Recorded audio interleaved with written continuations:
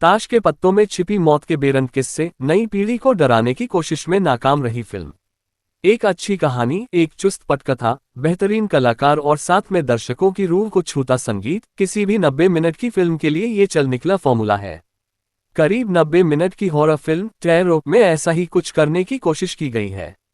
नई सदी के युवाओं के बीच अंधविश्वास को मानने न मानने की बहस के बीच से निकलने की कोशिश करती सोनी पिक्चर्स की नई रिलीज टेरो का लक्षित दर्शक वर्ग न्यू मिलेनियल्स ही है। ये फिल्म फाइनल डेस्टिनेशन सीरीज की फिल्मों की तरह ही मौत को झांसा देने की कोशिशों के साथ आगे बढ़ती है। लेकिन स्पेंसर कोहेन और एना हालबर्ग की ये कोशिशें कितनी कामयाब रहीं, आइए समझने की कोशिश करते हैं। फिल्म टेरो जिस उपन्यास पर बनी है उसका प्रकाशन साल 1992 में हुआ था। उस समय के हिसाब से इस कहानी का ताना बाना भी ठीक ही है, लेकिन तकनीकों के इस नए दौर में इस कहानी को नए सिरे से गढ़ना और कहानी में लिखे गए हॉरर से न्यू मिलेनियल्स को डराने की कोशिश करना बहुत दूर की कौड़ी है। कहानी युवाओं के एक समूह की है जो छुट्टियां मनाने शहर से दूर एक पुरानी हवेली में ठहरते हैं। साथ लाया कोटा खत्म होने पर ये घर में छुपा कर रखी गई शराब की बोतलें तलाशने की कोशिश करते करते पहुंच जाते हैं एक ऐसे तहखाने में जहां टैरो कार्ड का एक बक्सा उन्हें मिलता है। इस समूह की एक युवती को टैरो रीडिंग का शौक रहा है। अपनी बीमार मां के लिए उसने इनके जरिए भविष्य जानने की खूब कोशिश भी की और अब उसके इस शौक को उसके दोस्त जगा देते हैं।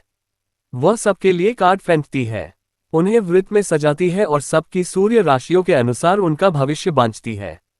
पुरानी हवेली में बांचा गया भविष्य इन युवाओं के अपने अपने ठिकानों पर पहुंचने से पहले ही सच होने लगता है।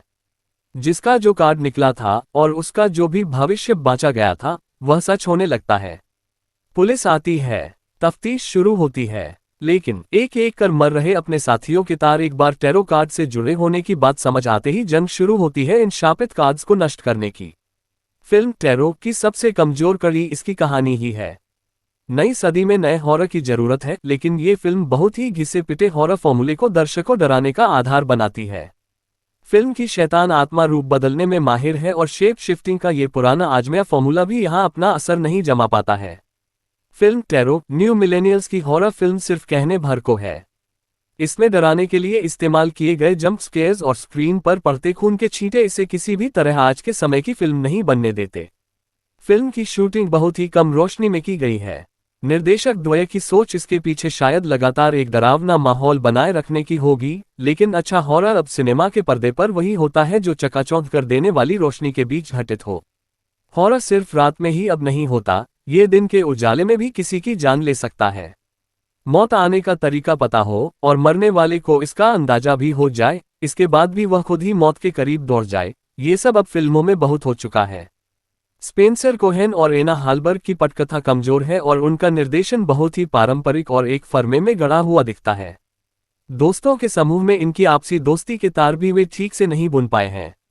समावेशी समूह बनाने के लिए इन दोस्तों में एक लड़की भारतीय मूल की नजर आती है और एक दोस्त एशिया प्रशांत क्षेत्र का, लेकिन इससे बात बनती नहीं है। कहानी का डीएनए ही इतना कमजोर है कि इस पर कोई ढंग की हॉरर फिल्म बन पाना मुश्किल ही है। ये सच है कि 21वीं सदी चौथाई बीतने को है और फिर भी समाज में भविष्य बांचने की परंपरा अपनी जड़ें जमाए हुए है, लेकिन इनके बीच से निकली कहानी में कुछ तो नई सदी जैसा होना ही चाहिए था।